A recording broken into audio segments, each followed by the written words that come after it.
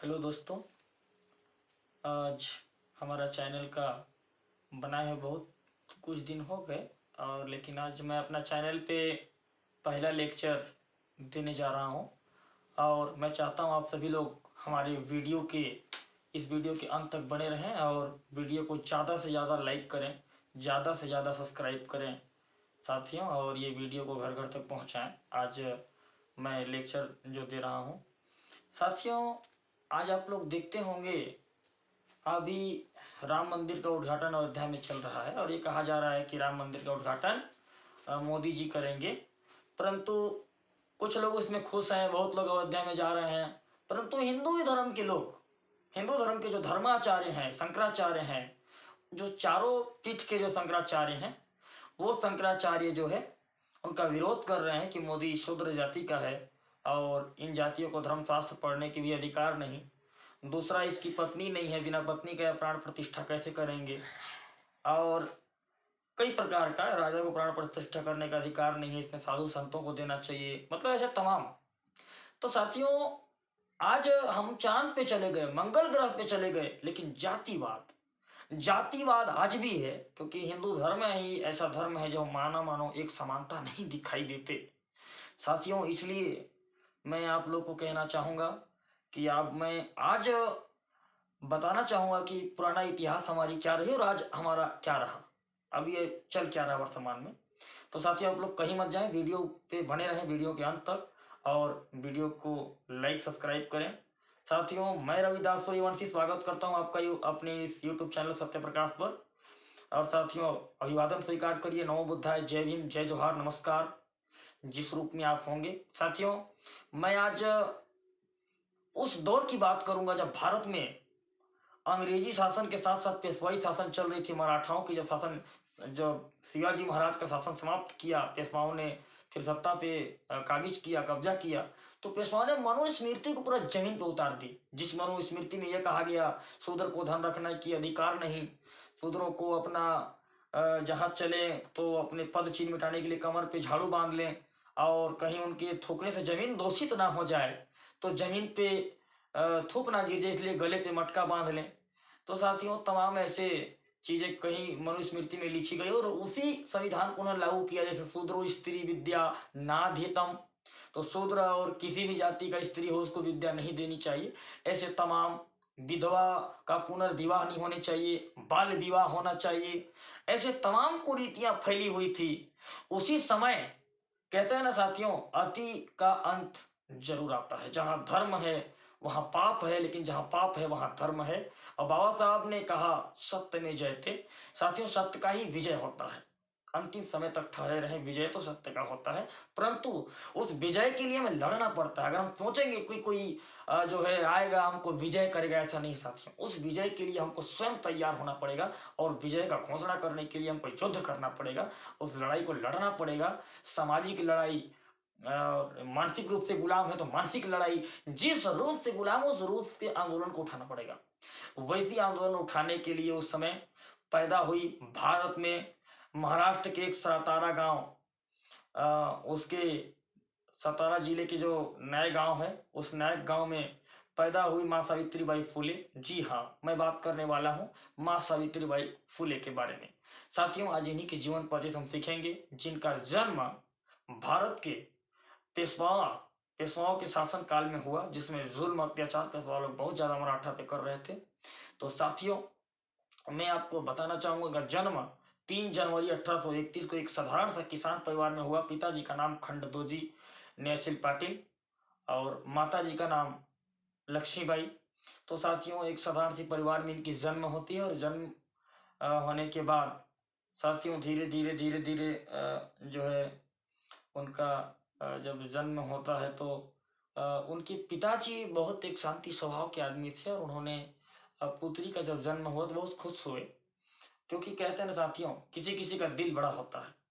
फिर धीरे धीरे उनकी बेटी बड़ी हुई और साथियों जब साल भर की हुई तो उनका पिताजी कहते थे मैं अपने बेटी का जन्मदिन मनाऊंगा, सिस्टम से ये करूंगा वो करूंगा, परंतु पूरे गांव वालों ने उनका विरोध कर दिया, इसलिए क्योंकि स्त्री है और एक नारी का जन्मदिन, एक नारी का मान सम्मान नहीं होनी चाहिए, ऐसा हिंदू धर्म शास्त्र कहता था साथियों। इसलिए तो उसके समाज के लोग, पूरे गांव के लोग विरोध कर दिए। फिर भी उनके पिताजी जो है मनाने का प्रयास उनका जारी रहा, परंतु उतना नहीं लड़ पाते थे, समाज से ज्यादा पढ़े लिखे थे नहीं, हमारे जातियों को, पिछड़ी जातियों को पढ़ने लिखने के अधिकार थे नहीं। वो तो अंग्रेजों की शासन चल रही थी, तो कुछ ज्योतिबा राव फुले साहब वगैरह वगैरह लोग पढ़ रहे थे, बाकी हम लोग को तो पढ़ने के अधिकार ही नहीं थी।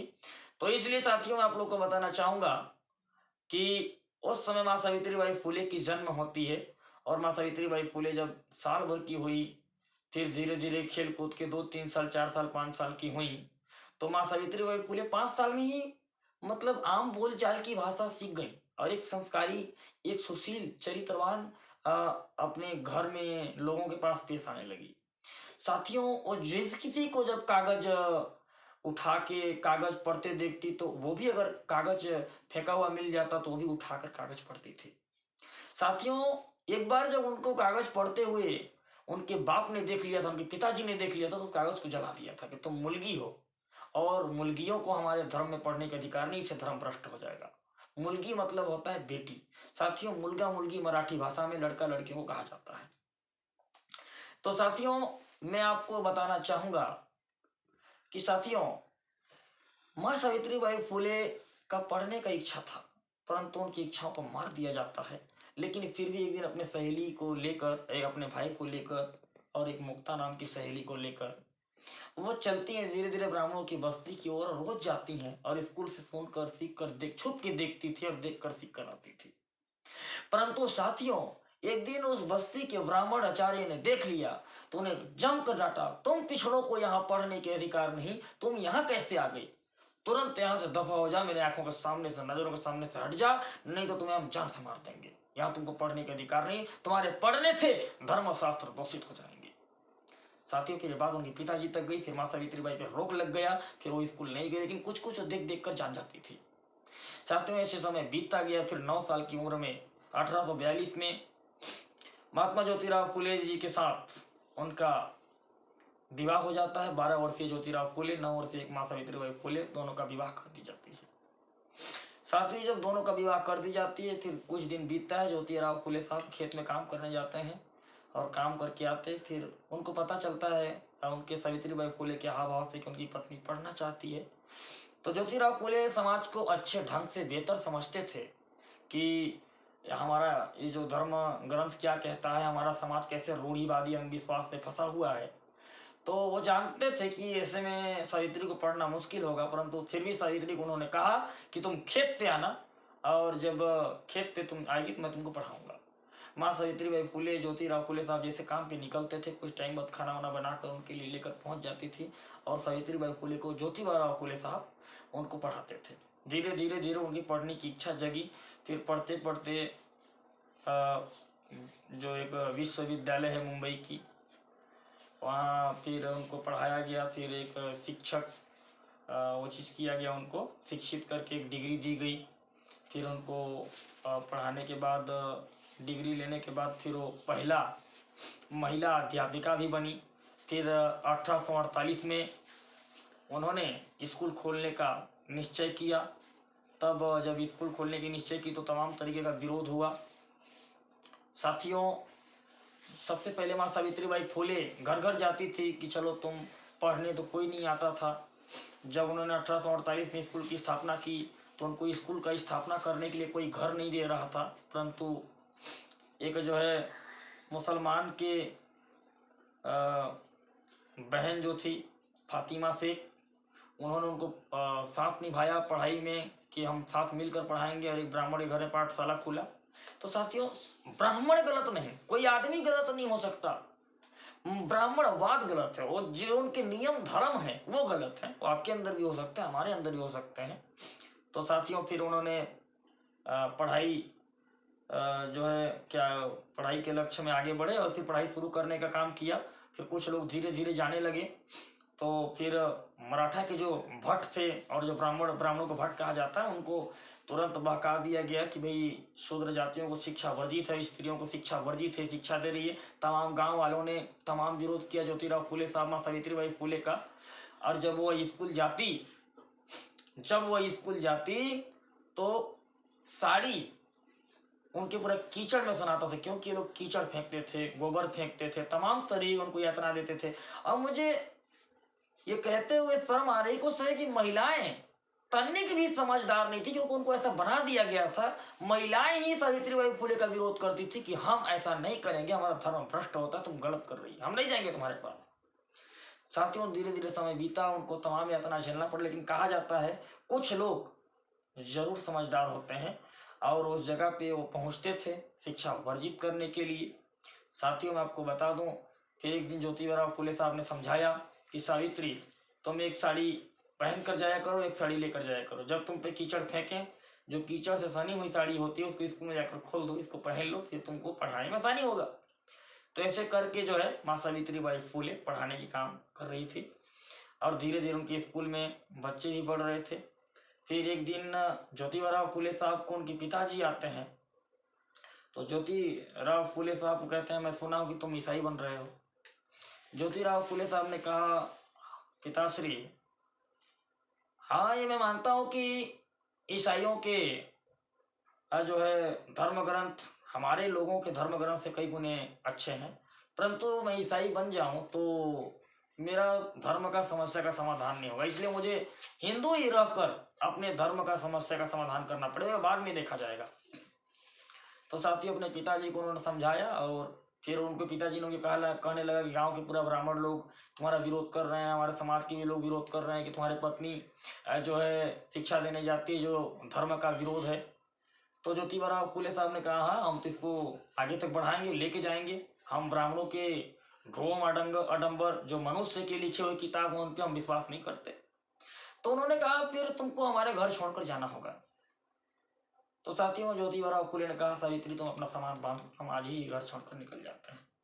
साथियों सोचिए, दूसरे के लिए, अपने समाज के लिए, सभी को मां सावित्रीबाई ज्योतिराव फुले साहब ने अपना समझा और अपने समाज को शिक्षित करने के लिए ज्योतिबा साहब ने और मां सावित्रीबाई ने अपना घर छोड़ दिया और फिर फातिमा शेख के यहाँ रहने लगे, वहीं से शिक्षा देने लगे, पढ़ाने लगे, पढ़ने लगे, लोग आने लगे उनके स्कूल में।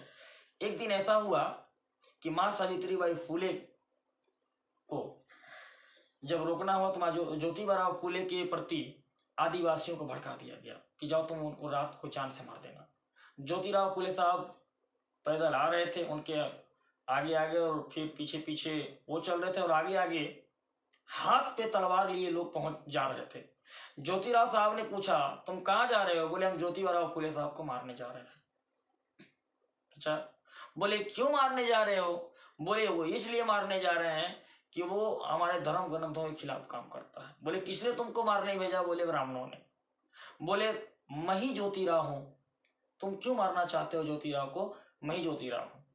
फिर ज्योतिबा फुले साहब वहीं पे खड़ा होते हैं, फिर कहते हैं, बताओ मैं कौन सा गलती काम करता हूं? मैं तुम्हारे ही बाल बच्चों को शिक्षा देने की काम करता हूं, तुम्हारे बाल बच्चे आगे पढ़ेंगे, आगे बढ़ेंगे, इन ब्राह्मणों की गुलामी ना करें, ऊंची जातियों की गुलामी ना करें, इसलिए मैं तुम्हारे ही बाल बच्चों को शिक्षा देने की काम करता हूं। अगर ऐसा करने से तुमको दुख लगता है तो मैं ही ज्योतिराव हूं, चलाओ तलवार और मुझे जान से मार दो। उनके पांव तले जमीन फिसल जाते हैं, क्षमा मांगते हैं और कहते हैं, साहब कल से हम भी पाठशाला पढ़ने आएंगे।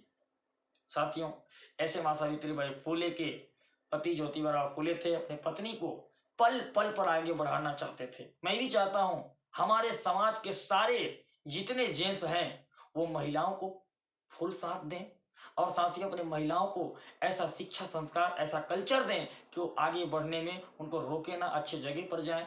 समाज में स्टेज पर उन्हें चढ़ाएं, मंचों पर उनको जगह दें। ऐसा मंचों पर उनको जगह कब मिलेगी? जब मंच लायक का बात बोलेंगे, चार समाज को सुधारने लायक का बात बोलेंगे, इस लायक का उनको आपको बनाना होगा। इसलिए साथियों, मां सावित्रीबाई फुले जैसे को ज्योतिबा फुले साहब जैसे पति मिला, फिर मां सावित्रीबाई फुले आगे बढ़ती गई, एक राजा आए, फिर राजा भी उनको कहा कि तुम ऐसा नहीं कर सकती। मां सावित्रीबाई फुले उनसे भी नहीं डरी, बोले तुम नहीं डरो, कल तुमको मृत्यु दंड दे देंगे या फिर आज का रात तुम्हारा आखिरी रात हो जाएगा, तब भी माता सावित्रीबाई फुले ने किसी भी धमकी घुड़की से नहीं डरा, अपनी जान की बाजी लगा दी, लेकिन भारत के लोगों को शिक्षित करने के लिए अपना आगे संघर्ष जारी रखा। फिर 1852 में स्कूल खोले गए दलित सुधार के लिए, फिर तमाम आंदोलन चलने लगा। फिर 1857 की जब क्रांतिकारी आंदोलन चला अंग्रेजों के खिलाफ, तब थोड़ा सा उनकी स्कूल बंद हो गई। फिर 1860 से पूरा अपना आंदोलन चालू किया। फिर 1873 में ज्योतिबा फुले साहब ने सत्य शोधक समाज का रचना किया। तमाम ऐसे रचना दलित सुधार के लिए किए गए, तमाम ऐसे हमारे सोसाइटी के लिए महात्मा ज्योतिराव फुले, माँ सावित्रीबाई फुले दोनों मिलकर ऐसा काम किया। और साथियों, फिर ज्योतिराव फुले साहब उनका साथ जब छोड़ जाते हैं, तब भी माँ सावित्रीबाई फुले ने बहुत सा काम किए। और जो विधवा विवाह था, तो विधवा का जब पुनर्विवाह नहीं होता था, उनके लिए उन्होंने काम किया। एक ब्राह्मण की बहन विधवा थी, उनके बेटा को दोनों पति पत्नी ने गोदनामा ले लिया था, तो उनके नाम यशवंत रखा था। वो भी जब बड़े हो गए तो उनको डॉक्टर बना दिया गया, और जब डॉक्टर बना तो समाज की सेवा के लिए माँ सावित्रीबाई फुले उन्होंने निर्मित की, और समाज का सेवा करने के लिए, और समाज का सेवा घूम घूम कर करते थे। फिर 1890 के दशक में प्लेग नामक बीमारी फैला साथियों, और उस बीमारी को तमाम जो है परेशानी झेलकर लोगों का मदद करती थी। उसी बीमारी में ज्योतिराव फुले साहब की जान गई। फिर धीरे धीरे और मदद बढ़ने लगी, और बीमारी जब बढ़ा तो माँ सावित्रीबाई फुले ने घर से निकलकर एक महिला होने के बाद पूरा समाज का साथ दिया, और बीमारी से लड़ने के लिए लोगों को सिखाया। लेकिन बीमारी से लड़ते लड़ते खुद बीमारी की शिकार हो गई, और 10 मार्च 1897 को उनकी परिनिर्माण हो गया। परंतु मरी नहीं साथियों, वो अमर हो गई, और समाज में वही अमर होते हैं जो समाज को सच्चा ज्ञान देते हैं, समाज को सच्चा रास्ता देते हैं। साथियों, यो कहा गया है साथियों कि बिना संघर्ष का कोई महान नहीं होता साथियों। इसलिए मैं कहना चाहता हूं कि जिंदगी कांटे भरी सफर है, जिंदगी कांटे भरी सफर है, हौसला उसकी पहचान होती है। जिंदगी कांटे भरी सफर है, हौसला उसकी पहचान होती है। रास्ते पे तो सभी चलते हैं, रास्ता जो बनाता है वही महान होता है। साथियों, इसी बात के साथ, इसी वक्तव्य के साथ मैं सभी साथियों को नमो बुद्धाय, जय भीम, जय जोहार साथी।